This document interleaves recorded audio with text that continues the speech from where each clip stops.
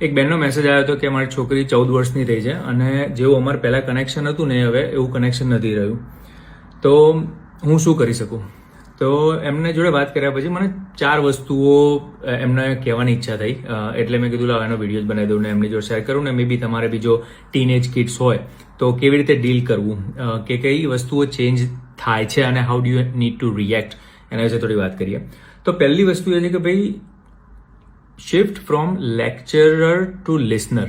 કે આપણે છોકરું નાનું હોય ને ત્યારે આપણે એને લેક્ચર બહુ આપીએ, રાઈટ, કે ભાઈ આવું નહીં કરવાનું, અને રાઇટફુલી સો, રાઈટ, આપવું જ પડે કે એમને શીખવાડીએ છીએ કે ભાઈ શું કરવાનું શું નહીં કરવાનું.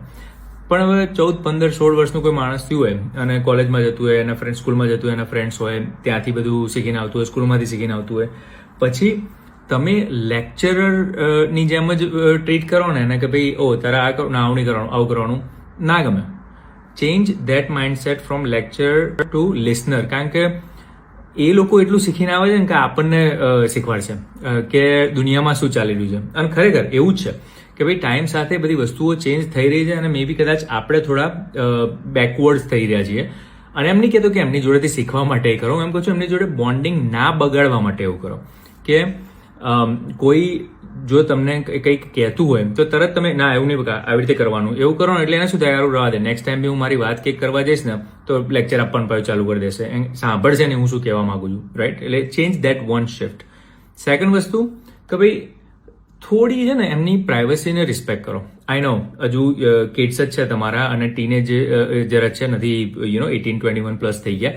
પણ પહેલા કેવું હતું, આપણે બધા જોઈન્ટ ફેમિલીમાં મોટા થયેલા છીએ, એટલે આપણે મગજમાં પ્રાઇવસીનો કન્સેપ્ટ જ નહોતો. હવે આ લોકોને એમના પોતાના રૂમ જુદા હોય છે, એમના ફ્રેન્ડ્સ જુદા હોય છે, એમના ફોન હોય છે જે આપણને ખબર નહીં કે શું હોય અંદર, રાઈટ. હવે તમે શું કરી શકો કે તમે એવું એમની પરવરિશ કરી શકો કે એક ખોટું વસ્તુ નહીં કરે કોઈ. તમે એટલું જ કરી શકો કે પરવરિશ સારી કરી છે અને શીખવાડ્યું કે સારું શું છે ખરાબ શું છે, તારે ના કરવું જોઈએ. અત્યાર સુધી ગ્રોઅપ થયા ત્યારે. પણ હવે ગ્રોઅપ થયા ને થોડું એમને એમની રીતે ડિસિઝન લેવાની ઈચ્છા થાય એટલે થોડી અમુક વસ્તુઓમાં પ્રાઇવસી છોડવી એ it's not a bad thing. અને પિક યોર બેટલ ને, રાઈટ. ત્રીજી વસ્તુ છે કે ભાઈ બધી વસ્તુમાં આપણે નથી ફિક્સ કરવા જવાનું. અમુક વાર છો કે થોડુંક ભૂલ કરતું હોય તો કરવા દેવાનું, કારણ કે ભૂલ કરશે તો લાઈફમાં શીખશે, right. I know as a parent ના કરવાની ઈચ્છા થાય કે ભાઈ ભૂલ ના કરીશ તો હું તારા સારા માટે કહું છું, પણ ઇટ્સ ઓકે. જાતે પડ્યા હોય અમુક વસ્તુઓ જાતે પડીને જ શીખવા મળે. તમારા કહેવાથી ના શીખી શકે કોઈ, ના શીખી શકે કોઈ, એડલ્ટ ના શીખી શકે તો પછી ટીનેજ કિડ્સ ક્યાંથી શીખવાના હતા. એટલે પિક યોર બેટલ કે ભાઈ જેમાં છે કે ભાઈ ના આ વસ્તુ આપણે નહીં ચાલે, આ વસ્તુ તારે નહીં જ કરવાની, એમાં તમારો અવાજ ઊંચો કરો, ફોર્સ કરો, whatever you need to treat it that way. પણ જે બીજી 90% વસ્તુઓ છે ને, ટેક ઇટ ઇઝી. બધી વસ્તુમાં તમે ફોર્સ કરવા જશો ને તો જે ખરેખર ઇમ્પોર્ટન્ટ વસ્તુ છે ને એમાંય તમારું નહીં સાંભળે. અને ચોથી વસ્તુ, પહેલા કેવું હતું કે ભાઈ નાના હતા ને તો બહુ બધો ટાઈમ તમારી જોડે એમને સ્પેન્ડ કર્યો છે અને that's your special day, right. હવે ટીનેજ થાય ને તમને હજુ તો ટીનેજર થયા છે, 18, 20, 25 ના થશે ને પછી you will have only micro movements. એ તમારી જોડે 10, 12 કલાક નથી સ્પેન્ડ કરવાના. માઇક્રો મુવમેન્ટ્સ કોને કહેવાય કે ભાઈ આપણે બંને કાર રાઇડ માટે જતા હતા, આઈસ્ક્રીમ ખાવા માટે સાંજે કે જઈએ છીએ હજુ, right. That's kind of your ritual. કે પછી કોઈ શેર્ડ એક્ટિવિટી હોય, રાઈટ, કે ભાઈ કોઈ ગેમ જોવા તમે જતા હોય કે હોમવર્કમાં હેલ્પ કરતા હોય કે કુકિંગ જોડે કરતા હોય, એનીથિંગ.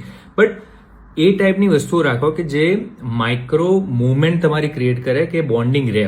એવું નહીં એક્સપેક્ટ કરો કે જેમ 4 વર્ષનો કે 5 વર્ષનો કે 7 વર્ષનો હતો ત્યારે જેટલો ટાઈમ સ્પેન્ડ કરતો હતો કે કરતી હતી એટલો તમારી જોડે 14, 15, 16, 17 વર્ષે બી કરશે.